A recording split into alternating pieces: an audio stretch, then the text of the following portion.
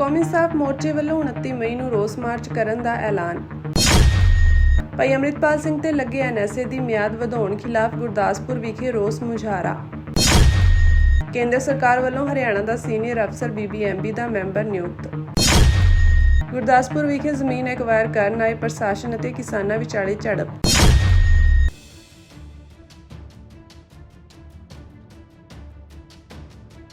ਕੌਮੀ ਇਨਸਾਫ ਮੋਰਚੇ ਵੱਲੋਂ ਸ੍ਰੀ ਗੁਰੂ ਗ੍ਰੰਥ ਸਾਹਿਬ ਜੀ ਦੀਆਂ ਬੇਅਦਬੀਆਂ ਦੇ ਇਨਸਾਫ, ਕੋਟਕਪੂਰਾ ਬਾਈਬਲ ਕਲਾਂ ਗੋਲੀकांड ਦੇ ਦੋਸ਼ੀਆਂ ਨੂੰ ਸਜ਼ਾ ਦੇਣ ਅਤੇ ਸਜ਼ਾਵਾਂ ਪੂਰੀਆਂ ਕਰਨ ਦੇ ਬਾਵਜੂਦ ਵੱਖ-ਵੱਖ ਜੇਲ੍ਹਾਂ ਵਿੱਚ ਬੰਦ ਬੰਦੀ ਸਿੰਘਾਂ ਦੀ ਰਿਹਾਈ ਲਈ 29 ਮਈ ਨੂੰ ਸਵੇਰੇ 11 ਵਜੇ ਪੂਰੇ ਪੰਜਾਬ ਵਿੱਚ ਸਬ ਡਿਵੀਜ਼ਨ ਪੱਧਰ ਤੇ ਰੋਸ ਮਾਰਚ ਕੀਤੇ ਜਾਣਗੇ ਅਤੇ SDM ਰਾਹੀਂ ਭਾਰਤ ਦੇ ਰਾਸ਼ਟਰਪਤੀ ਅਤੇ ਪੰਜਾਬ ਦੇ ਰਾਜਪਾਲ ਦੇ ਨਾਮ ਚੇਤਾਵਨੀ ਪੱਤਰ ਸੌਂਪੇ ਜਾਣਗੇ। ਪ੍ਰੈਸ ਕਾਨਫਰੰਸ ਦੌਰਾਨ ਗੱਲਬਾਤ ਕਰਦਿਆਂ ਕੌਮੀ ਇਨਸਾਫ ਮੋਰਚੇ ਦੇ ਕਨਵੀਨਰ ਭਾਈਪਾਲ ਸਿੰਘ ਫਰਾਂਸ, ਉੱਘੇ ਕਾਰੋਬਾਰੀ ਗੁਰਿੰਦਰ ਸਿੰਘ ਬਾਜਵਾ, ਲੋਕ ਅਧਿਕਾਰ ਲਹਿਰ ਦੇ ਆਗੂ ਬਲਵਿੰਦਰ ਸਿੰਘ, ਕਿਸਾਨ ਆਗੂ ਗੁਰਦੀਪ ਸਿੰਘ ਭੋਗਪੁਰ ਅਤੇ ਕੁਲਜਿੰਦਰ ਸਿੰਘ ਘੁੰਮਣ ਨੇ ਕਿਹਾ ਕਿ ਅਪ੍ਰੈਲ ਮਹੀਨੇ ਵਿੱਚ ਕਿਸਾਨ ਭਵਨ ਚੰਡੀਗੜ੍ਹ ਵਿੱਚ ਕਿਸਾਨ ਮਜ਼ਦੂਰ ਮੁਲਾਜ਼ਮ ਜਥੇਬੰਦੀਆਂ ਅਤੇ ਧਾਰਮਿਕ ਆਗੂਆਂ ਨਾਲ ਕੀਤੀ ਸਾਂਝੀ ਮੀਟਿੰਗ ਵਿੱਚ ਪ੍ਰੋਗਰਾਮ ਉਲੀਕਿਆ ਗਿਆ ਸੀ। ਉਨ੍ਹਾਂ ਕਿਹਾ ਕਿ ਪੰਜਾਬ ਦੀ ਬਹੁਗਿਣਤੀ ਸਿੱਖ ਵਸੋਂ ਨਾਲ ਪੰਜਾਬ ਦੀ ਧਰਤੀ ਉੱਤੇ ਬੀਤੇ ਸਮੇਂ ਕੀਤੇ ਅਤੇ ਮੌਜੂਦਾ ਸਮੇਂ ਕੀਤੇ ਜਾ ਰਹੇ ਧੱਕੇ ਤੇ ਅਨਿਆਂ ਵਿਰੁੱਧ ਸਾਲ 2015 ਤੋਂ ਸ਼ਾਂਤਮਈ ਸੰਘਰਸ਼ ਕੀਤਾ ਜਾ ਰਿਹਾ ਹੈ। ਬੰਦੀ ਸਿੰਘਾਂ ਦੀ ਰਿਹਾਈ, ਜੋ ਕਿ ਭਾਰਤ ਦੀ ਨਿਆਂ ਪ੍ਰਣਾਲੀ ਅਨੁਸਾਰ 16 ਸਾਲ ਪਹਿਲਾਂ ਹੀ ਹੋ ਜਾਣੀ ਚਾਹੀਦੀ ਸੀ, ਉਸ ਨੂੰ ਸਰਕਾਰ ਆਨੇ ਬਹਾਨੇ ਲਗਾਤਾਰ ਟਾਲਦੀ ਆ ਰਹੀ ਹੈ। ਉਨ੍ਹਾਂ ਕਿਹਾ ਕਿ ਬਾਦਲ ਸਰਕਾਰ ਸਮੇਂ 1 ਜੂਨ 2015 ਨੂੰ ਸ੍ਰੀ ਗੁਰੂ ਗ੍ਰੰਥ ਸਾਹਿਬ ਜੀ ਦੇ ਸਰੂਪ ਚੋਰੀ ਹੋਏ ਤੇ 3 ਮਹੀਨੇ ਬਾਅਦ ਡੇਰਾ ਸਿਰਸਾ ਦੇ ਸ਼ਰਾਰਤੀ ਪੈਰੋਕਾਰਾਂ ਵੱਲੋਂ ਲਲਕਾਰ ਕੇ ਬੇਅਦਬੀ ਕੀਤੀ ਗਈ, ਜਿਸ ਦੇ ਰੋਸ ਵਜੋਂ ਇਨਸਾਫ ਦੀ ਮੰਗ ਲਈ ਬੈਠੀਆਂ ਸਿੱਖ ਸੰਗਤਾਂ ਤੇ ਸਰਕਾਰ ਵੱਲੋਂ ਡਾਂਗਾਂ ਤੇ ਗੋਲੀਆਂ ਚਲਾ ਕੇ ਜ਼ੁਲਮ ਕੀਤਾ ਗਿਆ। ਫਿਰ ਕਾਂਗਰਸ ਪਾਰਟੀ 2017 ਦੀਆਂ ਚੋਣਾਂ ਵਿੱਚ ਬੇਅਦਬੀਆਂ ਤੇ ਗੋਲੀकांड ਦਾ ਇਨਸਾਫ ਦੇਣ ਦਾ ਵਾਅਦਾ ਕਰਕੇ ਸੱਤਾ ਤੇ ਕਾਬਜ਼ ਹੋਈ, ਪਰੰਤੂ ਅਖੀਰ ਤੱਕ ਇਹਨਾਂ ਮਸਲਿਆਂ ਨੂੰ ਲਮਕਾਉਂਦੀ ਰਹੀ ਅਤੇ ਇਸ ਮੁੱਦੇ ਤੇ ਸਿਆਸਤ ਕਰਦੀ ਰਹੀ। ਮੌਜੂਦਾ ਸਮੇਂ ਮੁੱਖ ਮੰਤਰੀ ਭਗਵੰਤ ਮਾਨ ਸੱਤਾ ਵਿੱਚ ਆਉਣ ਤੋਂ ਪਹਿਲਾਂ ਸਮੇਂ-ਸਮੇਂ ਤੇ ਬਰਗਾੜੀ ਮੋਰਚੇ ਸਮੇਤ ਸਿੱਖਾਂ ਵੱਲੋਂ ਕੀਤੇ ਹਰ ਸੰਘਰਸ਼ ਵਿੱਚ ਸਟੇਜਾਂ ਉੱਤੇ ਸਰਕਾਰ ਆਉਣ ਤੇ 24 ਘੰਟਿਆਂ ਵਿੱਚ ਇਨਸਾਫ ਦੇਣ ਦਾ ਭਰੋਸਾ ਦਿੰਦੇ ਰਹੇ। ਬੰਦੀ ਸਿੰਘਾਂ ਦੀ ਰਿਹਾਈ ਲਈ ਭਾਈ ਗੁਰਬਖਸ਼ ਸਿੰਘ ਸ਼ਹੀਦ ਅਤੇ ਬਾਪੂ ਸੂਰਜ ਸਿੰਘ ਦੀ ਅਗਵਾਈ ਵਿੱਚ ਲੱਗੇ ਮੋਰਚਿਆਂ ਵਿੱਚ ਆਮ ਆਦਮੀ ਪਾਰਟੀ ਦੇ ਮੁੱਖ ਮੰਤਰੀ ਅਤੇ ਲੀਡਰ ਨਿਆਂ ਦੇਣ ਦੀ ਗੱਲ ਕਰਦੇ ਰਹੇ, ਪਰ ਸਰਕਾਰ ਆਉਣ ਤੇ ਇਹ ਵੀ ਇਨਕਾਰੀ ਹੋ ਗਏ।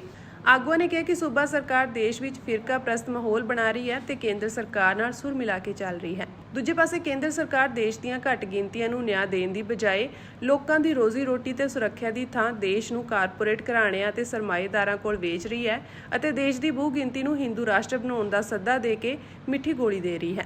ਸਿੱਖਾਂ ਨਾਲ ਵਧੀਕੀਆਂ ਵੀ ਇਸੇ ਰਣਨੀਤੀ ਦਾ ਹਿੱਸਾ ਹਨ। ਉਨ੍ਹਾਂ ਕਿਹਾ ਕਿ 29 ਮਈ ਦੇ ਚੇਤਾਵਨੀ ਪੱਤਰ ਦੇਣ ਦੇ ਪ੍ਰੋਗਰਾਮ ਤੋਂ ਬਾਅਦ ਅਗਲਾ ਪ੍ਰੋਗਰਾਮ ਹਰ ਪਿੰਡ ਵਿੱਚ ਕੌਮੀ ਇਨਸਾਫ ਮੋਰਚੇ ਨਾਲ ਜੋੜਨ ਦਾ ਹੋਵੇਗਾ।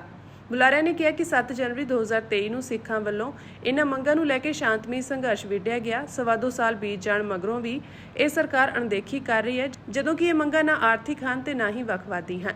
ਇਹ ਉਹ ਮੰਗਾਂ ਹਨ ਜਿਹੜੀਆਂ ਸਰਕਾਰ ਦਾ ਰਾਜ ਧਰਮ ਹਨ। ਜੇਕਰ ਦੇਸ਼ ਕਾਨੂੰਨ ਅਨੁਸਾਰ ਚੱਲਦਾ ਤਾਂ ਕਦੇ ਵੀ ਲੋਕਾਂ ਨੂੰ ਸੜਕਾਂ ਉੱਤੇ ਬੈਠ ਕੇ ਸਮਾਂ ਤੇ ਪੈਸਾ ਜ਼ਾਇਆ ਨਾ ਕਰਨਾ ਪੈਂਦਾ। ਇਸ ਤੋਂ ਇਲਾਵਾ ਆਗੂਆਂ ਨੇ ਗੱਲ ਕਰਦਿਆਂ ਕਿਹਾ ਕਿ ਕੌਮੀ ਇਨਸਾਫ ਮੋਰਚਾ ਪੰਥਕ ਮੰਗਾਂ ਦੇ ਨਾਲ-ਨਾਲ ਵਪਾਰੀਆਂ, ਕਿਸਾਨਾਂ, ਮਜ਼ਦੂਰਾਂ ਨਾਲ ਵੀ ਮੋਢੇ ਨਾਲ ਮੋਢਾ ਜੋੜ ਕੇ ਖੜਾ ਹੈ। ਸਰਕਾਰ ਵੱਲੋਂ ਲੁਧਿਆਣਾ ਵਿੱਚ ਕਿਸਾਨਾਂ ਦੀ 24,000 ਏਕੜ ਜ਼ਮੀਨ ਐਕਵਾਇਰ ਕਰਕੇ ਬਣਾਏ ਜਾ ਰਹੇ ਅਰਬਨ ਸਟੇਟ ਦਾ ਡਟ ਕੇ ਵਿਰੋਧ ਕੀਤਾ ਜਾਵੇਗਾ। ਇਸ ਤੋਂ ਪਹਿਲਾਂ ਵੀ ਭਾਰਤਮਾਲਾ ਪ੍ਰੋਜੈਕਟ ਤਹਿਤ ਕਿਸਾਨਾਂ ਦੀ ਉਪਜਾਊ ਜ਼ਮੀਨਾਂ ਨੂੰ ਐਕਵਾਇਰ ਕੀਤਾ ਗਿਆ, ਪਰ ਇਸ ਦਾ ਪੰਜਾਬ ਨੂੰ ਕੋਈ ਫਾਇਦਾ ਨਹੀਂ ਹੈ। ਉਨ੍ਹਾਂ ਸਪਸ਼ਟ ਕੀਤਾ ਕਿ ਕੌਮੀ ਇਨਸਾਫ ਮੋਰਚਾ ਸਰਕਾਰ ਦੀ ਹਰ ਗਲਤ ਨੀਤੀ ਦਾ ਵਿਰੋਧ ਕਰੇਗਾ।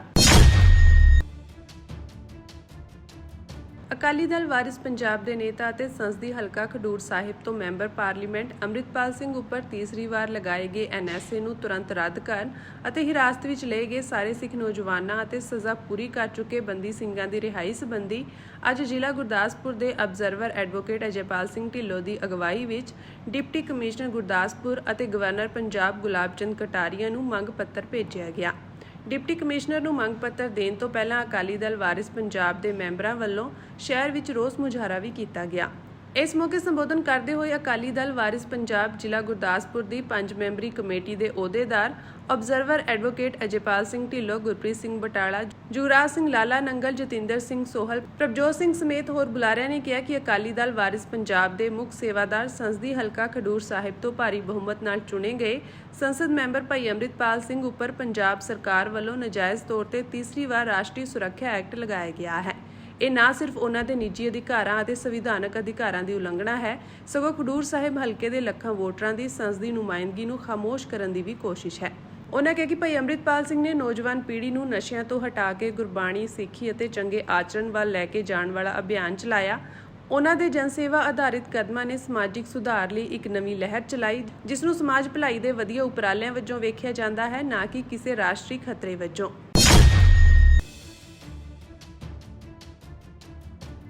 ਕੇਂਦਰ ਸਰਕਾਰ ਨੇ ਭਾਖੜਾ ਬਿਆਸ ਪ੍ਰਬੰਧਨ ਬੋਰਡ ਵਿੱਚ ਇੱਕ ਮਹੱਤਵਪੂਰਨ ਨਿਯੁਕਤੀ ਨੂੰ ਮਨਜ਼ੂਰੀ ਦੇ ਦਿੱਤੀ ਹੈ। ਕੈਬਨਿਟ ਦੀ ਨਿਯੁਕਤੀਆਂ ਕਮੇਟੀ ਨੇ ਬਿਜਲੀ ਮੰਤਰਾਲੇ ਦੇ ਪ੍ਰਸਤਾਵ ਨੂੰ ਮਨਜ਼ੂਰੀ ਦਿੰਦੇ ਹੋਏ BBMB ਦੇ ਮੁੱਖ ਇੰਜੀਨੀਅਰ ਵਿਜੇਂਦਰ ਸਿੰਘ ਨਾਰਾ ਨੂੰ ਮੈਂਬਰ ਦੇ ਅਹੁਦੇ ਦਾ ਵਾਧੂ ਚਾਰਜ ਸੌਂਪਿਆ ਹੈ। ਇਹ ਚਾਰਜ 6 ਮਹੀਨਿਆਂ ਦੀ ਮਿਆਦ ਲਈ ਜਾਂ ਨਿਯਮਿਤ ਨਿਯੁਕਤੀ ਹੋਣ ਤੱਕ ਜਾਂ ਆਦੇਸ਼ਾਂ ਤੋਂ ਅਗਲੇ ਨਿਰਦੇਸ਼ਾਂ ਤੱਕ ਪ੍ਰਭਾਵੀ ਰਹੇਗਾ। ਸਰਕਾਰ ਅਨੁਸਾਰ BS ਨਾਰਾ ਦੇ ਇਸ ਜ਼ਿੰਮੇਵਾਰੀ ਨੂੰ ਸੰਭਾਲਣ ਨਾਲ ਸਿੰਜਾਈ ਕਾਰਜਾਂ ਵਿੱਚ BBMB ਦੇ ਤਜਰਬੇ ਅਤੇ ਅਗਵਾਈ ਨੂੰ ਮਜ਼ਬੂਤੀ ਮਿਲਣ ਦੀ ਉਮੀਦ ਹੈ। ਦੱਸ ਦਈਏ ਕਿ ਵਿਜੇਂਦਰ ਸਿੰਘ ਨਾਰਾ ਹਰਿਆਣਾ ਦੇ ਇੱਕ ਸੀਨੀਅਰ ਅਤੇ ਤਜਰਬੇਕਾਰ ਇੰਜੀਨੀਅਰ ਹਨ ਅਤੇ ਉਹਨਾਂ ਨੇ ਵੱਖ-ਵੱਖ ਤਕਨੀਕੀ ਅਤੇ ਪ੍ਰਸ਼ਾਸਕੀ ਜ਼ਿੰਮੇਵਾਰੀਆਂ ਨੂੰ ਸਫਲਤਾਪੂਰਵਕ ਨਿਭਾਇਆ ਹੈ। ਇਸ ਫੈਸਲੇ ਨੂੰ ਸਿੰਜਾਈ ਪ੍ਰਬੰਧਨ ਦੀ ਨਿਰੰਤਰਤਾ ਅਤੇ ਕੁਸ਼ਲਤਾ ਬਣਾਈ ਰੱਖਣ ਵੱਲ ਇੱਕ ਮਹੱਤਵਪੂਰਨ ਕਦਮ ਮੰਨਿਆ ਜਾ ਰਿਹਾ ਹੈ। ਕੇਂਦਰ ਸਰਕਾਰ ਵੱਲੋਂ ਹਰਿਆਣਾ ਦੇ ਇੱਕ ਸੀਨੀਅਰ ਅਫਸਰ ਨੂੰ BBMB ਦਾ ਮੈਂਬਰ ਨਿਯੁਕਤ ਕੀਤਾ ਗਿਆ ਹੈ। ਅਕਾਲੀ ਆਗੂ ਵਿਕਰਮ ਮਜੀਠੀਆ ਨੇ ਇਸ ਤੇ ਪ੍ਰਤੀਕਿਰਿਆ ਦਿੰਦਿਆਂ ਕਿਹਾ ਕਿ ਇਹ ਇੱਕ ਵਾਰੀ ਫਿਰ ਪੰਜਾਬ ਨਾਲ ਧੋਖਾ ਹੈ, ਜੋ ਭਗਵੰਤ ਮਾਨ ਦੀ ਅਗਵਾਈ ਵਾਲੀ ਆਪ ਸਰਕਾਰ ਦੇ ਰਾਜ ਦੇ ਹੱਕਾਂ ਲਈ ਲੜਨ ਵਿੱਚ ਨਾਕਾਮ ਰਹਿਣ ਕਾਰਨ ਹੋਇਆ ਹੈ। ਇਹ ਮੈਂਬਰ ਪੰਜਾਬ ਦੇ ਅਫਸਰਾਂ ਵਿੱਚੋਂ ਨਿਯੁਕਤ ਕੀਤਾ ਜਾਣਾ ਚਾਹੀਦਾ ਸੀ। ਉਹਨਾਂ ਕਿਹਾ ਕਿ ਹਾਲ ਹੀ ਵਿੱਚ ਭਗਵੰਤ ਮਾਨ ਦੀ ਅਗਵਾਈ ਹੇਠ ਆਮ ਆਦਮੀ ਪਾਰਟੀ ਸਰਕਾਰ ਨੇ ਧਰਨੇ ਦਾ ਝੂਠਾ ਨਾਟਕ ਰਚਿਆ ਤੇ ਕੇਂਦਰ ਸਰਕਾਰ ਨੇ ਨੰਗਲ ਵਿਖੇ CISF ਤੈਨਾਤ ਕਰ ਦਿੱਤੀ। ਭਗਵੰਤ ਮਾਨ ਨੂੰ ਚਾਹੀਦਾ ਸੀ ਕਿ ਹਰਿਆਣਾ ਦੇ BBMB ਉੱਤੇ ਕਬਜ਼ੇ ਦਾ ਮਾਮਲਾ ਪ੍ਰਧਾਨ ਮੰਤਰੀ ਨਰਿੰਦਰ ਮੋਦੀ ਨਾਲ ਮੁਲਾਕਾਤ ਦੌਰਾਨ ਉਠਾਉਂਦੇ, ਪਰ ਪੰਜਾਬ ਦੇ ਹੱਕਾਂ ਦੀ ਗੱਲ ਕਰਨ ਦੀ ਥਾਂ ਉਹਨਾਂ ਨੇ ਕੇਂਦਰ ਦੀ ਲੀਡਰਸ਼ਿਪ ਨੂੰ ਖੁਸ਼ ਕਰਨ ਵਿੱਚ ਆਪਣਾ ਸਮਾਂ ਲਾ ਦਿੱਤਾ। ਵਿਕਰਮ ਮਜੀਠੀਆ ਨੇ ਅੰਤ ਵਿੱਚ ਕਿਹਾ ਕਿ ਤੁਹਾਨੂੰ ਸ਼ਰਮ ਆਉਣੀ ਚਾਹੀਦੀ ਹੈ। ਭਗਵੰਤ ਮਾਨ ਜੀ, ਇਤਿਹਾਸ ਕਦੇ ਵੀ ਤੁਹਾਨੂੰ ਮਾਫ ਨਹੀਂ ਕਰੇਗਾ। ਤੁਸੀਂ ਪੰਜਾਬ ਤੇ ਪੰਜਾਬੀਆਂ ਨਾਲ ਧੋਖਾ ਕੀਤਾ ਹੈ।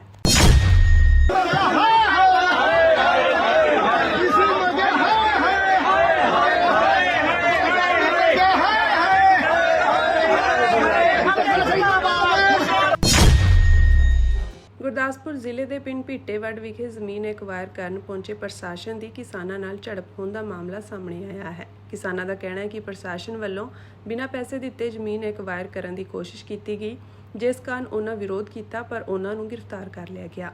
ਇਸ ਮੌਕੇ ਕਿਸਾਨਾਂ ਨੇ ਇਹ ਵੀ ਕਿਹਾ ਕਿ ਉਹਨਾਂ ਦੇ ਆਗੂਆਂ ਨਾਲ ਬਦਸਲੂਕੀ ਕੀਤੀ ਗਈ ਅਤੇ ਪ੍ਰਸ਼ਾਸਨ ਧੱਕੇ ਨਾਲ ਹਾਈਵੇ ਦੇ ਲਈ ਜ਼ਮੀਨ ਐਕਵਾਇਰ ਕਰ ਰਿਹਾ ਹੈ, ਜਦਕਿ ਉਹਨਾਂ ਨੂੰ ਪੂਰੇ ਪੈਸੇ ਵੀ ਨਹੀਂ ਮਿਲੇ ਹਨ। ਦੱਸ ਦਈਏ ਕਿ ਪਿਛਲੇ ਲੰਮੇ ਸਮੇਂ ਤੋਂ ਭਾਰਤਮਾਲਾ ਸੜਕ ਲਈ ਕਿਸਾਨਾਂ ਤੇ ਪੁਲਿਸ ਪ੍ਰਸ਼ਾਸਨ ਅਤੇ ਪੰਜਾਬ ਸਰਕਾਰ ਦਰਮਿਆਨ ਸੰਘਰਸ਼ ਚੱਲ ਰਿਹਾ ਹੈ। ਅਜਿਹਾ ਹੀ ਸੰਘਰਸ਼ ਬਲਾਕ ਕਾਨੂੰਵਾਨ ਦੇ ਪਿੰਡ ਭਿੱਟੇਵੱਡ ਵਿੱਚ ਵੇਖਣ ਨੂੰ ਮਿਲਿਆ।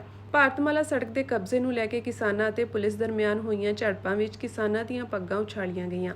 ਕਿਸਾਨਾਂ ਦਾ ਆਰੋਪ ਹੈ ਕਿ ਪੁਲਿਸ ਕਿਸਾਨਾਂ ਨੂੰ ਜਬਰੀ ਚੁੱਕ ਕੇ ਬੱਸਾਂ ਵਿੱਚ ਭਰ ਕੇ ਅਣਦੱਸੀ ਥਾਂ ਤੇ ਲੈ ਗਈ ਸੀ। ਇਸ ਮੌਕੇ ਕਿਸਾਨ ਮਜ਼ਦੂਰ ਸੰਘਰਸ਼ ਕਮੇਟੀ ਦੀ ਅਗਵਾਈ ਕਰਦਿਆਂ ਰਸ਼ਪਾਲ ਸਿੰਘ ਭਰਤ ਅਤੇ ਗੁਰਮੁਖ ਸਿੰਘ ਖਾਨ ਮਲਕ ਨੇ ਸੰਬੋਧਨ ਕਰਦਿਆਂ ਕਿਹਾ ਕਿ ਜਿਹੜੇ ਕਿਸਾਨਾਂ ਦੀਆਂ ਜ਼ਮੀਨਾਂ ਉੱਤੇ ਕਬਜ਼ਾ ਕੀਤਾ ਜਾ ਰਿਹਾ ਹੈ, ਉਹਨਾਂ ਨੂੰ ਅਜੇ ਤੱਕ ਜ਼ਮੀਨਾਂ ਦੇ ਪੈਸੇ ਨਹੀਂ ਦਿੱਤੇ ਗਏ, ਪਰ ਜ਼ਿਲ੍ਹਾ ਅਤੇ ਪੁਲਿਸ ਪ੍ਰਸ਼ਾਸਨ ਉਹਨਾਂ ਦਾ ਕਹਿਣਾ ਨਹੀਂ ਮੰਨ ਰਹੇ। ਉਹਨਾਂ ਨੇ ਇਸ ਮੌਕੇ ਪੁਲਿਸ ਅਧਿਕਾਰੀਆਂ ਨੂੰ ਕਿਹਾ ਕਿ ਜਿਹੜੇ ਕਿਸਾਨਾਂ ਦੀਆਂ ਜ਼ਮੀਨਾਂ ਦੀਆਂ ਅਦਾਇਗੀਆਂ ਹੋ ਚੁੱਕੀਆਂ ਹਨ, ਉੱਥੇ ਕਬਜ਼ਾ ਕੀਤਾ ਜਾਵੇ, ਪਰ ਜਿੱਥੇ ਅਜੇ ਤੱਕ ਕਿਸਾਨਾਂ ਦੀਆਂ ਅਦਾਇਗੀਆਂ ਬਾਕੀ ਹਨ, ਉੱਥੇ ਕਬਜ਼ਾ ਨਹੀਂ ਕਰਨ ਦਿੱਤਾ ਜਾਵੇਗਾ। ਇਸ ਮੌਕੇ ਲੰਮਾ ਸਮਾਂ ਕਿਸਾਨਾਂ ਅਤੇ ਪੁਲਿਸ ਅਧਿਕਾਰੀਆਂ ਵਿੱਚ ਬਹਿਸ ਹੁੰਦੀ ਰਹੀ। ਅਖੀਰ ਵਿੱਚ ਐਪਸੀ ਰਜਿੰਦਰ ਸ਼ਰਮਾ ਅਤੇ DSP ਕੁਲਵੰਤ ਸਿੰਘ ਮਾਨ ਦੀ ਅਗਵਾਈ ਵਿੱਚ ਪੁਲਿਸ ਨੇ ਕਾਰਵਾਈ ਕਰਦੇ ਹੋਏ ਕਿਸਾਨਾਂ ਨੂੰ ਪ੍ਰਸ਼ਾਸਨ ਦੇ ਕੰਮਾਂ ਵਿੱਚ ਰੁਕਾਵਟ ਪਾਉਣ ਦੇ ਦੌਰਾਨ ਮੌਕੇ ਤੋਂ ਖਦੇੜ ਦਿੱਤਾ। ਇਸ ਦੌਰਾਨ ਪੁਲਿਸ ਵੱਲੋਂ ਕਿਸਾਨਾਂ ਨੂੰ ਜਬਰਨ ਬੱਸਾਂ ਤੱਕ ਲਿਜਾਇਆ ਗਿਆ। ਪੁਲਿਸ ਦੀ ਇਸ ਖਿੱਚ-ਧੂਹ ਵਿੱਚ ਕਈਆਂ ਦੀਆਂ ਪੱਗਾਂ ਵੀ ਉਛਲੀਆਂ। ਫਿਰ ਪੁਲਿਸ ਫੋਰਸ ਨੇ ਕਿਸਾਨ ਆਗੂਆਂ ਅਤੇ ਕਿਸਾਨਾਂ ਨੂੰ ਬੱਸਾਂ ਵਿੱਚ ਭਰ ਕੇ ਅਣਦੱਸੀ ਥਾਂ ਵੱਲ ਤੋਰ ਦਿੱਤਾ। ਇਸ ਕੜਕਦੀ ਧੁੱਪ ਵਿੱਚ ਵੱਡੀ ਗਿਣਤੀ ਵਿੱਚ ਕਿਸਾਨ ਅਤੇ ਕਿਸਾਨ ਬੀਬੀਆਂ ਵੀ ਹਾਜ਼ਰ ਸਨ। ਇਸ ਮੌਕੇ ਤੇ ਕਿਸਾਨਾਂ ਨੇ ਪੰਜਾਬ ਸਰਕਾਰ ਦੇ ਖਿਲਾਫ ਜੰਮ ਕੇ ਨਾਅਰੇਬਾਜ਼ੀ ਵੀ ਕੀਤੀ। RCMP ਦੇ ਸੇਵਾ ਮੁਕਤ ਅਧਿਕਾਰੀ ਬਲਤੇਜ ਸਿੰਘ ਢਿੱਲੋਂ ਨੇ ਅੱਜ ਸੈਨੇਟ ਮੈਂਬਰ ਵਜੋਂ ਸਹੁੰ ਚੁੱਕੀ ਹੈ। ਉਹ ਲੰਮੇ ਸਮੇਂ ਤੋਂ ਸਮਾਜ ਸੇਵੀ ਹਨ ਅਤੇ ਉਹਨਾਂ ਨੂੰ ਕੈਨੇਡਾ ਦੇ ਸਾਬਕਾ ਪ੍ਰਧਾਨ ਮੰਤਰੀ ਜਸਟਿਨ ਟਰੂਡੋ ਨੇ ਬ੍ਰਿਟਿਸ਼ ਕੋਲੰਬੀਆ ਲਈ ਇੱਕ ਸੁਤੰਤਰ ਸੈਨੇਟਰ ਵਜੋਂ ਨਿਯੁਕਤ ਕੀਤਾ ਸੀ। ਸੈਨੇਟ ਕੈਨੇਡਾ ਦੇ ਸੰਸਦੀ ਲੋਕਤੰਤਰ ਵਿੱਚ ਉੱਚ ਸਦਨ ਹੈ। ਜ਼ਿਕਰਯੋਗ ਹੈ ਕਿ ਬਲਤੇਜ ਸਿੰਘ ਢਿੱਲੋਂ ਨੇ 1991 ਵਿੱਚ ਕੈਨੇਡੀਅਨ ਕਾਨੂੰਨ ਲਾਗੂ ਕਰਨ ਵਿੱਚ ਸਿੱਖ ਪ੍ਰਤੀਨਿਧਤਾ ਲਈ ਰੁਕਾਵਟਾਂ ਨੂੰ ਤੋੜਦੇ ਹੋਏ ਦਸਤਾਰ ਪਹਿਨਣ ਵਾਲੇ ਪਹਿਲੇ RCMP ਅਧਿਕਾਰੀ ਵਜੋਂ ਇਤਿਹਾਸ ਰਚਿਆ ਸੀ। 30 ਸਾਲਾਂ ਦੇ ਕਰੀਅਰ ਦੌਰਾਨ ਉਹਨਾਂ ਨੇ ਉੱਚ ਪ੍ਰੋਫਾਈਲ ਜਾਂਚਾਂ ਵਿੱਚ ਯੋਗਦਾਨ ਪਾਇਆ ਅਤੇ ਬਾਅਦ ਵਿੱਚ BC ਦੀ ਗੈਂਗ ਵਿਰੋਧੀ ਏਜੰਸੀ ਨਾਲ ਕੰਮ ਕੀਤਾ। ਨਾਲ ਹੀ ਯੁਵਾ ਸਲਾਹਕਾਰ ਵਿੱਚ ਵੀ ਸਰਗਰਮ ਰਹੇ। ਸੈਨੇਟ ਵਿੱਚ ਉਹਨਾਂ ਦੀ ਨਿਯੁਕਤੀ ਜਨਤਕ ਸੇਵਾ, ਵਿਭਿੰਨਤਾ ਅਤੇ ਭਾਈਚਾਰਕ ਲੀਡਰਸ਼ਿਪ ਪ੍ਰਤੀ ਉਹਨਾਂ ਦੇ ਸਮਰਪਣ ਨੂੰ ਦਰਸਾਉਂਦੀ ਹੈ। ਸ਼੍ਰੋਮਣੀ ਅਕਾਲੀ ਦਲ ਅੰਮ੍ਰਿਤਸਰ ਪ੍ਰਧਾਨ ਸਰਦਾਰ ਸਿਮਰਨਜੀਤ ਸਿੰਘ ਮਾਨ ਨੇ ਭਾਗਵਤ ਅਤੇ RSS ਦਾ ਗੈਰ ਹਿੰਦੂਆਂ ਅਤੇ ਘੱਟ ਗਿਣਤੀਆਂ ਨੂੰ ਖਤਮ ਕਰਨ ਵੱਲ ਵਧਣਾ ਗੈਰ ਇਨਸਾਨੀਅਤ ਅਤੇ ਮਨੁੱਖਤਾ ਲਈ ਵੱਡਾ ਖਤਰਾ ਕਰਾਰ ਦਿੱਤਾ ਹੈ। ਉਹਨਾਂ ਕਿਹਾ ਕਿ ਜਦੋਂ ਇੰਡੀਆ ਦੀ ਪਾਰਲੀਮੈਂਟ ਵਿੱਚ ਸੁਪਰੀਮ ਕੋਰਟ, ਹਾਈ ਕੋਰਟਾਂ, ਤਿੰਨੇ ਨੇਵੀ, ਆਰਮੀ, ਏਅਰ ਫੋਰਸ ਫੌਜਾਂ, ਸਿਵਲ ਕਾਰਜਕਾਰਨੀ ਅਤੇ ਨਿਆਂਪਾਲਿਕਾ ਦੇ ਨਾਲ-ਨਾਲ ਮੁਲਕ ਦੀਆਂ ਸਭ ਯੂਨੀਵਰਸਿਟੀਆਂ, ਸੈਂਟਰ ਦੀ ਕੈਬਨਿਟ, ਸੂਬਿਆਂ ਦੇ ਗਵਰਨਰ, ਸੂਬਿਆਂ ਦੇ ਮੁੱਖ ਜੱਜ, ਚੋਣ ਕਮਿਸ਼ਨ ਅਤੇ ਹੋਰ ਸੈਂਟਰਲ ਕਮਿਸ਼ਨਾਂ ਉੱਤੇ ਹਿੰਦੂ ਬਹੁਗਿਣਤੀ ਦਾ ਪੂਰਨ ਰੂਪ ਵਿੱਚ ਕਬਜ਼ਾ ਹੈ ਅਤੇ ਇਹਨਾਂ ਅਹਿਮ ਸੰਸਥਾਵਾਂ ਦੇ ਮੁੱਖ ਅਹੁਦਿਆਂ ਉੱਤੇ ਹਿੰਦੂ ਵਿਰਾਜਮਾਨ ਹਨ। ਇਸ ਤੋਂ ਇਲਾਵਾ ਜਮਹੂਰੀਅਤ ਦਾ ਚੌਥਾ ਥੰਮ ਮੰਨਿਆ ਜਾਂਦਾ ਪ੍ਰੈਸ ਤੇ ਮੀਡੀਆ ਉੱਤੇ ਵੀ ਇਹਨਾਂ ਦਾ ਹੀ ਬੋਲਬਾਲਾ ਹੈ। ਫਿਰ ਮੋਹਨ ਭਾਗਵਤ ਕਿਸ ਲਹਿਜੇ ਵਿੱਚ ਕਹਿ ਰਹੇ ਹਨ ਕਿ ਹਿੰਦੂਆਂ ਨੂੰ ਏਕਤਾ ਕਰਨੀ ਪਵੇਗੀ। ਉਹਨਾਂ ਕਿਹਾ ਕਿ ਭਾਗਵਤ ਵੱਲੋਂ ਹਿੰਦੂਆਂ ਦੀ ਏਕਤਾ ਸੰਬੰਧੀ ਕੀਤੀ ਬਿਆਨਬਾਜ਼ੀ ਤੋਂ ਇੰਜ ਜਾਪਦਾ ਹੈ ਕਿ ਸ਼੍ਰੀ ਭਾਗਵਤ ਅਤੇ RSS ਦੇ ਕੱਟੜਵਾਦੀ ਸੰਗਠਨ ਇੰਡੀਆ ਵਿੱਚ ਵਸਣ ਵਾਲੀਆਂ ਘੱਟ ਗਿਣਤੀ ਕੌਮਾਂ ਤੇ ਗੈਰ ਹਿੰਦੂਆਂ ਲਈ ਉਸੇ ਤਰ੍ਹਾਂ ਦਾ ਜਬਰ ਜ਼ੁਲਮ ਕਰਨ ਦੀਆਂ ਵਿਉਂਤਾਂ ਬਣਾ ਰਹੇ ਹਨ ਜਿਵੇਂ ਨਾਜ਼ੀਆਂ ਨੇ ਨਿਊਰਮਬਰਗ ਲਾ 1935 ਰਾਹੀਂ ਉਸ ਸਮੇਂ 60 ਲੱਖ ਯਹੂਦੀਆਂ ਨੂੰ ਗੈਸ ਚੈਂਬਰਾਂ ਵਿੱਚ ਪਾ ਕੇ ਜਬਰੀ ਸਾੜ ਕੇ ਅਣਮਨੁੱਖੀ ਤੇ ਗੈਰ ਇਨਸਾਨੀਅਤ ਅਮਲ ਕੀਤੇ ਸਨ। ਉਸੇ ਤਰ੍ਹਾਂ ਇਹ ਵੀ ਘੱਟ ਗਿਣਤੀਆਂ, ਸ਼ਡਿਊਲ ਕਾਸਟ, ਆਦੀਵਾਸੀਆਂ ਉੱਤੇ ਜਬਰ ਢਾਉਣ ਦੀ ਸੋਚ ਉੱਤੇ ਅਮਲ ਕਰਨ ਜਾ ਰਹੇ ਹਨ। ਸਾਡੀ ਪਾਰਟੀ ਇਹ ਮਹਿਸੂਸ ਕਰਦੀ ਹੈ ਕਿ ਅਜੋਕੇ ਸਮੇਂ ਸੰਸਾਰ ਦੀਆਂ ਘੱਟ ਗਿਣਤੀ ਕੌਮਾਂ ਉਸ ਦਿਸ਼ਾ ਵੱਲ ਵਧ ਰਹੀਆਂ ਹਨ ਕਿ ਜਿਵੇਂ ਯਹੂਦੀਆਂ ਉੱਤੇ ਜਬਰ ਢਾਇਆ ਗਿਆ ਸੀ, ਉਸ ਨੂੰ ਘੱਟ ਗਿਣਤੀ ਕੌਮਾਂ ਬਿਲਕੁਲ ਬਰਦਾਸ਼ਤ ਨਹੀਂ ਕਰਨਗੀਆਂ ਅਤੇ ਨਾ ਹੀ ਯਹੂਦੀਆਂ, ਜਿਪਸੀਆਂ ਦੀ ਤਰ੍ਹਾਂ ਖੁੱਲ੍ਹੇਆਮ ਜਬਰ ਕਰਨ ਦੀ ਇਜਾਜ਼ਤ ਦਿੱਤੀ ਜਾਵੇਗੀ। ਇਸ ਲਈ ਕੱਟੜਵਾਦੀ RSS ਸੰਗਠਨ ਤੇ ਉਸ ਦੇ ਮੁਖੀ ਨੂੰ ਆਪਣੀਆਂ ਮਨਭਾਵਨਾ ਭਰੀਆਂ ਨੀਤੀਆਂ ਤੇ ਅਮਲਾਂ ਤੋਂ ਤੋਬਾ ਕਰਕੇ ਸੰਸਾਰਿਕ ਜਮਹੂਰੀਅਤ ਅਤੇ ਅਮਨਮਈ ਨੀਤੀਆਂ ਉੱਤੇ ਪਹਿਰਾ ਦੇਣਾ ਪਵੇਗਾ। ਅਜਿਹਾ ਅਮਲ ਹੀ ਇਹਨਾਂ ਕੱਟੜਵਾਦੀਆਂ ਲਈ ਅਤੇ ਇੰਡੀਆ ਦੇ ਅਮਨ ਚੈਨ ਲਈ ਸਹਾਈ ਹੋ ਸਕੇਗਾ।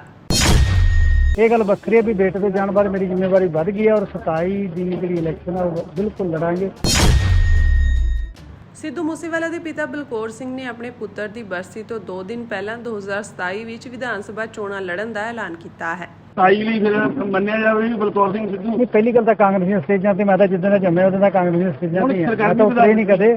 ਇਹ ਗੱਲ ਵੱਖਰੀ ਹੈ ਵੀ ਬੇਟੇ ਦੇ ਜਾਣ ਬਾਅਦ ਮੇਰੀ ਜ਼ਿੰਮੇਵਾਰੀ ਵੱਧ ਗਈ ਹੈ ਔਰ 27 ਦੀ ਜਿਹੜੀ ਇਲੈਕਸ਼ਨ ਆ ਉਹ ਬਿਲਕੁਲ ਲੜਾਂਗੇ ਔਰ ਅੱਜ ਤੋਂ ਤਿਆਰ। ਮਾਨਸਾ ਵਿੱਚ ਅੱਜ ਪੰਜਾਬ ਕਾਂਗਰਸ ਦੇ ਪ੍ਰਧਾਨ ਅਮਰਿੰਦਰ ਸਿੰਘ ਰਾਜਾ ਵੜਿੰਗ ਦੀ ਅਗਵਾਈ ਹੇਠ ਸੰਵਿਧਾਨ ਬਚਾਓ ਰੈਲੀ ਦਾ ਆਯੋਜਨ ਕੀਤਾ ਗਿਆ।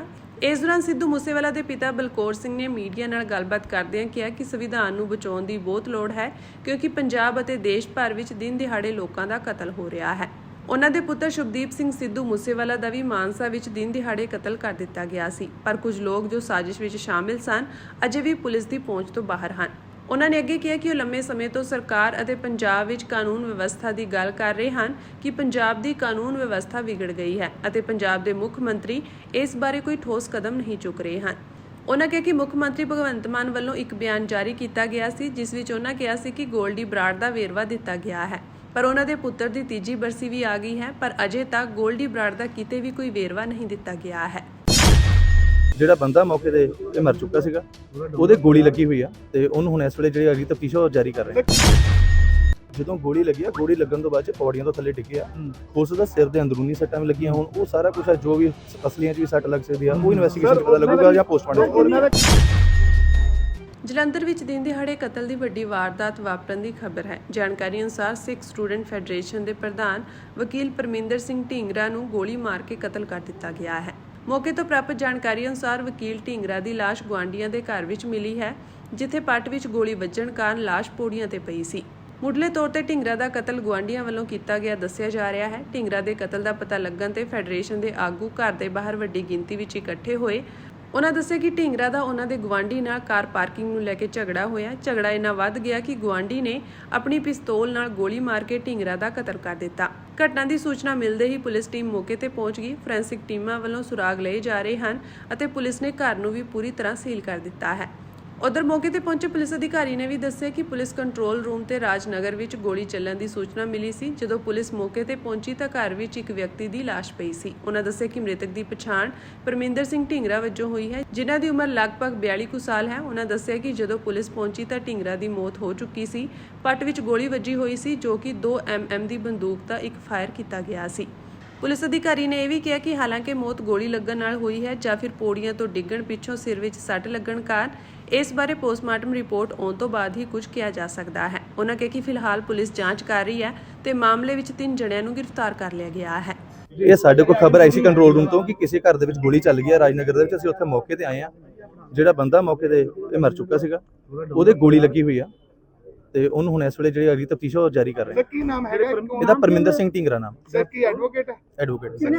ਗੋਲੀ ਮਾਰਨ ਦਾ ਕਿੰਨੇ ਫਾਇਰ ਕਿੰਨੇ ਹੋਏ? ਇੱਕ ਫਾਇਰ ਹੋਇਆ, ਜਿਹੜੀ ਸਪੋਰਟਸ ਦੀ 2 mm ਦੀ ਬੰਦੂਕ ਹੁੰਦੀ ਉਹਦੇ ਵਿੱਚ ਇਹਦੇ ਪੱਟ ਦੇ ਉੱਤੇ ਗੋਲੀ ਸਰ ਲੱਗੀ। ਮਾਰਨ ਦਾ ਕਾਰਨ ਕੀ ਸੀ? ਇਹਦੇ ਲਈ ਇਨਵੈਸਟੀਗੇਸ਼ਨ ਪਤਾ ਲੱਗੂਗਾ। ਇਹਦੇ ਲਈ ਇਨਵੈਸਟੀਗੇਸ਼ਨ ਪਤਾ ਲੱਗੂਗਾ ਕਿਹਦੇ ਸੱਟਾਂ ਹੋਰ ਕਿੱਥੇ ਪ੍ਰਾਇਮਰੀ ਇਨਵੈਸਟੀਗੇਸ਼ਨ ਉਹ ਮੈਂ ਦੀ ਇਨਵੈਸਟੀਗੇਸ਼ਨ ਦੱਸ ਨਹੀਂ ਸਕਦਾ ਕਿ ਕੀ ਹੋਇਆ। ਰਵਿੰਦਰ ਸਰ ਫੈਮਿਲੀ ਦੇ ਤਿੰਨੋਂ ਮੈਂਬਰ ਤੁਸੀਂ ਅਰੈਸਟ ਹਾਂਜੀ ਕਰ ਲਈ ਜੀ। ਪ੍ਰਾਇਮਰੀ ਯਾਰ ਕਾਲ ਤਾਂ ਕਰ ਲੈਣ ਦੋ। ਪ੍ਰਾਇਮਰੀ ਇਨਵੈਸਟੀਗੇਸ਼ਨ ਚ ਕੀ ਸਾਹਮਣੇ ਆਇਆ ਕਿ ਗੋਲੀ ਲੱਗਣ ਨਾਲ ਮੌਤ ਹੋਈ ਜਾਂ ਪੌੜੀਆਂ ਤੋਂ ਡਿੱਗ ਕੇ ਮੌਤ ਹੋਈ? ਕਿਉਂਕਿ ਜਦੋਂ ਗੋਲੀ ਲੱਗੀ ਆ, ਗੋਲੀ ਲੱਗਣ ਤੋਂ ਬਾਅਦ ਚ ਪੌੜੀਆਂ ਤੋਂ ਥੱਲੇ ਡਿੱਗਿਆ। ਉਸ ਦਾ ਸਿਰ ਦੇ ਅੰਦਰੂਨੀ ਸੱਟਾਂ ਵੀ ਲੱਗੀਆਂ। ਹੁਣ ਉਹ ਸਾਰਾ ਕੁਝ ਜੋ ਵੀ ਅਸਲੀਆਂ ਚ ਵੀ ਸੱਟ ਲੱਗ ਸਕਦੀ ਆ ਉਹ ਇਨਵੈਸਟੀਗੇਸ਼ਨ ਚ ਪਤਾ ਲੱਗੂਗਾ ਜਾਂ ਪੋਸਟਮਾਰਟਮ ਚ। ਉਹਨਾਂ ਦਾ ਕਹਿਣਾ ਇਹ ਆਫਿਸ 'ਚ ਬੈਠੇ ਸੀ, ਇਹਨਾਂ ਨੂੰ ਆਵਾਜ਼ ਮਾਰੀ ਕੇ ਬੁਲਾਇਆ ਗਿਆ। ਦੇਖੋ ਉਹ ਤੇ ਸਾਰਾ ਕੁਝ ਇਨਵੈਸਟੀਗੇਸ਼ਨ ਚ ਪਤਾ ਲੱਗੂਗਾ। ਹੁਣ ਕੈਮਰੇ ਵੀਡੀਓ ਫੁਟੇਜ ਵਗੈਰਾ ਲਵਾਂਗੇ। ਨਾਮ ਕੀ ਹੈ?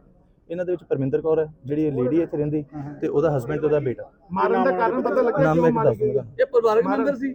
ਇਹ ਸਾਰੇ ਪਰਿਵਾਰਕ ਮੈਂਬਰ ਸੀ। ਕਿੰਨੇ ਮੈਂਬਰ ਫੜੇ ਸਰ? 3। ਸਰ ਮਾਰਨ ਦਾ ਕਾਰਨ ਕੀ ਸੀ? ਇਹ ਹਲੇ ਇਨਵੈਸਟੀਗੇਸ਼ਨ ਚ ਪਤਾ ਲੱਗੂਗਾ। ਪੁਰਾਣੀ ਰੰਜਿਸ਼ ਦੀ ਕੋਈ ਹਲੇ ਇਦਾਂ ਦਾ ਕੁਝ ਨਹੀਂ ਸਾਹਮਣੇ ਆਇਆ। ਸਵਾਲ ਆਇਆ ਕਿ ਜਦੋਂ ਉਹਨਾਂ ਦੀ ਲੱਤ ਤੇ ਗੋਲੀ ਵੱਜੀ ਉਸ ਤੋਂ ਬਾਅਦ ਚਾਹੇ ਉਹ ਪੌੜੀਆਂ ਚੋਂ ਡਿੱਗੇ, ਉਹਨਾਂ ਨੂੰ ਹਸਪੀਟਲ ਕਿਉਂ ਨਹੀਂ ਲਿਜਾਇਆ ਗਿਆ? 2.5 ਘੰਟੇ ਅੰਦਰ ਹੀ ਪੁਲਿਸ ਬੈਠੀ ਰਹੀ ਵੈਰੀਫਿਕੇਸ਼ਨ ਨਹੀਂ ਜੀ, ਸਾਨੂੰ ਆਈ ਜਦੋਂ ਇਨਫੋਰਮੇਸ਼ਨ ਉਦੋਂ ਤੱਕ ਇਦਾਂ ਦਾ ਕੁਝ ਨਹੀਂ ਸੀਗਾ। ਉਹ ਹਲੇ ਉਹੀ ਇਨਵੈਸਟੀਗੇਸ਼ਨ ਨੂੰ ਪਤਾ ਲੱਗੂਗਾ ਕਿ ਕਦੋਂ ਡੈਥ ਹੋਈ ਆ ਕਦੋਂ ਨਹੀਂ ਹੋਈ, ਕਿਉਂਕਿ ਸਾਡੇ ਆਉਣ ਤੱਕ ਇਹ ਡੈਥ ਹੋ ਚੁੱਕੀ ਹੈ।